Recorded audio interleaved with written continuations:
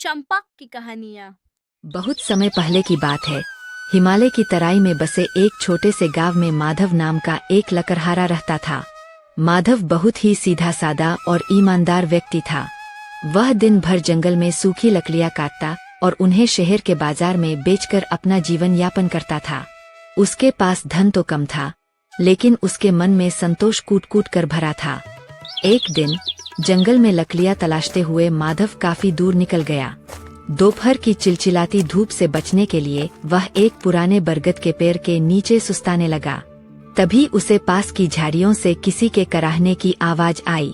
माधव ने पास जाकर देखा तो वहाँ एक वृद्ध साधु घायल अवस्था में पड़े थे। उनके पैर में गहरी चोट लगी थी। माधव ने तुरंत अपनी पानी की मशक से उन्हें पानी पिलाया और जड़ी बूटियों का लेप लगाकर उनकी पट्टी की। उसने अपनी रोटी भी साधु को खिला दी। साधु माधव की निस्वार्थ सेवा से बहुत प्रसन्न हुए। जाते समय साधु ने अपनी झोली से एक मिट्टी का छोटा सा घड़ा निकाला और माधव को देते हुए कहा, बेटा, तुम्हारी दयालुता ने मेरा दिल जीत लिया है। यह कोई साधारण घड़ा नहीं है। इसे घर ले जाओ और हर रात इसमें एक तांबे का सिक्का डालना। अगली सुबह तुम्हें वह सिक्का सोने का मिलेगा।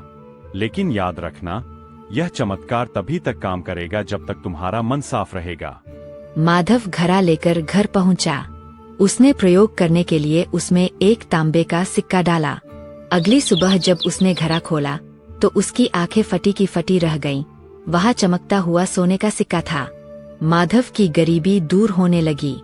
अब उसे दिन भर जंगल में पसीना बहाने की जरूरत नहीं थी। धीरे धीरे माधव का रहन सहन बदल गया। उसने एक बड़ा पक्का मकान बना लिया और नौकर चाकर रख लिए। लेकिन जैसे जैसे उसका वैभव बढ़ा, उसके भीतर का संतोष खत्म होने लगा और लालच ने अपनी जगह बना ली।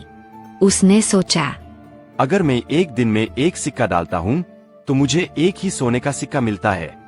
अगर मैं इसमें बहुत सारे सिक्के एक साथ डाल दूँ तो मैं रातों रात दुनिया का सबसे अमीर आदमी बन जाऊंगा। एक रात माधव ने अपनी सारी जमा पूंजी से सैकड़ों तांबे के सिक्के खरीदे और उन्हें उस घड़े में ठूंस ठूंस कर भर दिया।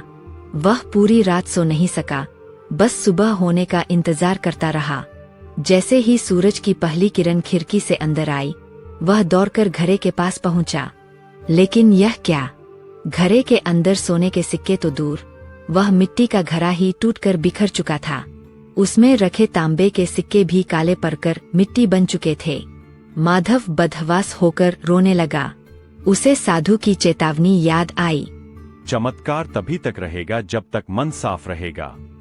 इस कहानी से हमें यह सीख मिलती है कि हमारे कार्यों की सफलता अक्सर हमारी नीयत पर निर्भर करती है। अगर उद्देश्य नेक हो तो बरकत बनी रहती है।